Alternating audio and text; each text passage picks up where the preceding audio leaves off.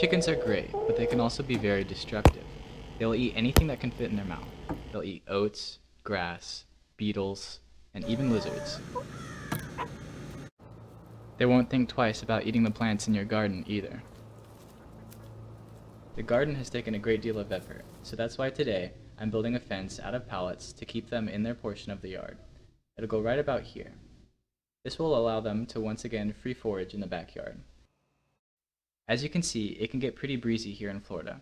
According to the city's wind history records, average winds in the upper 90th percentile can be as high as 13 miles an hour. However, during hurricane season, winds for this region can reach much higher at 130 miles per hour. When the wind load is too strong for the fence, this happens. To avoid a fence collapse, we'll be engineering it to stand up to some decent wind loading.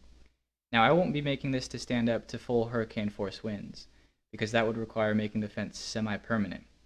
Instead, I've chosen 50 miles per hour, which is just strong enough to make it through a severe thunderstorm. To design the fence, I need some measurements. The distance it will span measures 32.3 feet, and the height will be 4 feet, approximate with the existing chain link fence.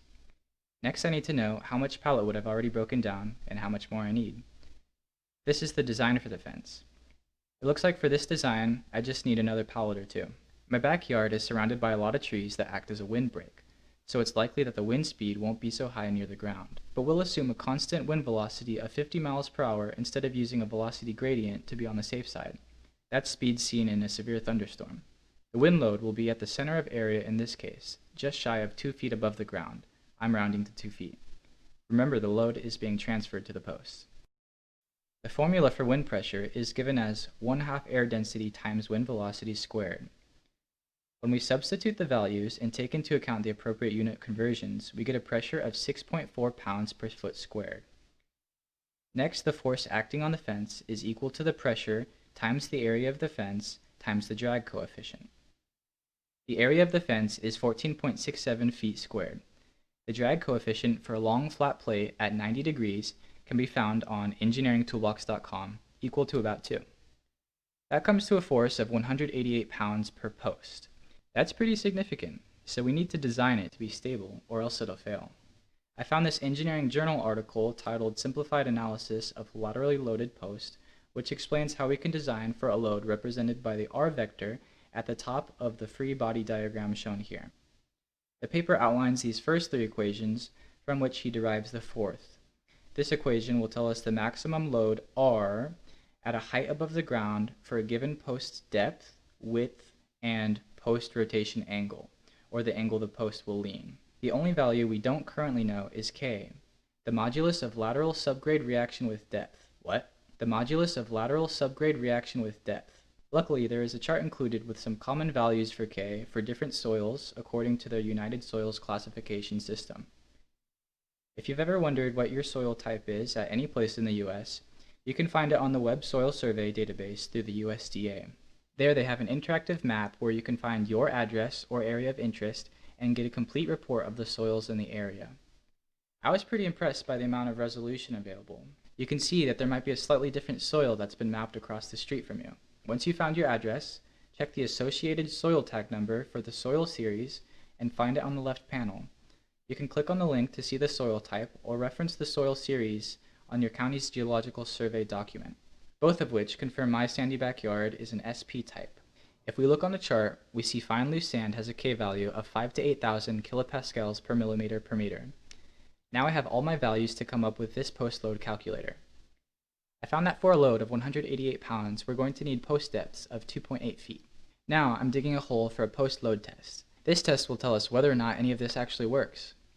The hole ended up being too deep for this post hole digger and deeper than I could reach, so I'm going to test it at 2.6 feet. If the model works, we should have a 135 pound load with minimal post rotation.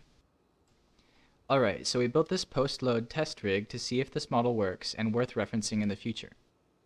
I put this post in the ground a week ago and tried to pack the soil, so hopefully we get good results. Here we have a luggage scale fixed to the far post and tied with paracord to test the post. The luggage scale maxes out at 110 pounds, so we have doubled the moment arm, giving us the ability to test a fence load much higher than 110 pounds. The point of rotation isn't at the soil surface. Instead, it's actually about 3/4 foot from the bottom of the post, or 1.8 feet below the surface. That's why when we doubled the moment arm, originally at 2 feet above the surface, it turned out being much higher than 4 feet. A doubled arm puts us at 5.8 feet above the surface. As we twist these two cords together, the tension will increase. The middle post is reinforced to keep the back post from collapsing. I will note that the angle of tension is slightly off from level by 3 degrees, but the cosine of 3 is 0.9986, so it is a very minor error of less than 0.2%. First, we'll test the post at 135-pound equivalent wind load. Aside from the wood bending, we shouldn't see soil deflection of more than 5 degrees. Okay, so to tension the cords, all I need to do is put this board in between these two cords and twist it. And as we start twisting, it'll tighten up. Right now we're reading 2 pounds. Give it some more twists. 3 pounds.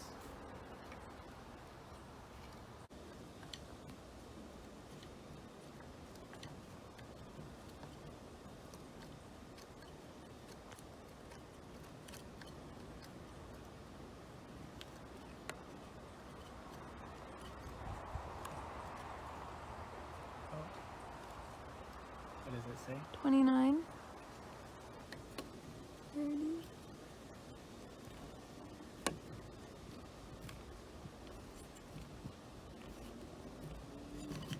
Oh. Ooh. Still going up. It's at 48. It was right here that we passed 67 pounds, which means the soil is at least as strong as the model, but we'll keep going to see what it can take. What's it at? It's at 78, 82.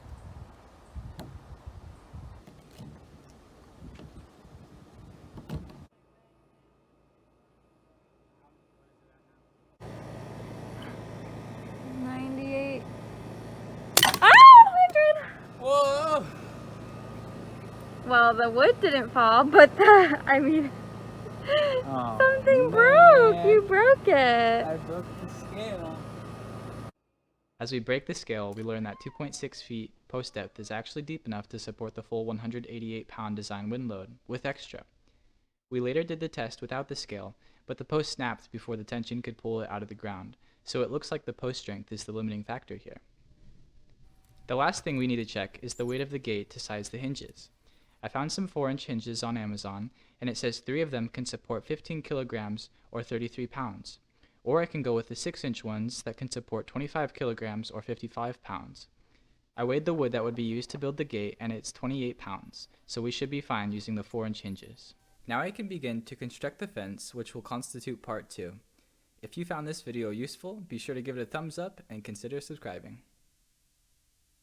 Follow the progress of our projects and future endeavors, including our garden, keeping chickens, beekeeping, water collection, wastewater treatment, and more to come here at Life is Free.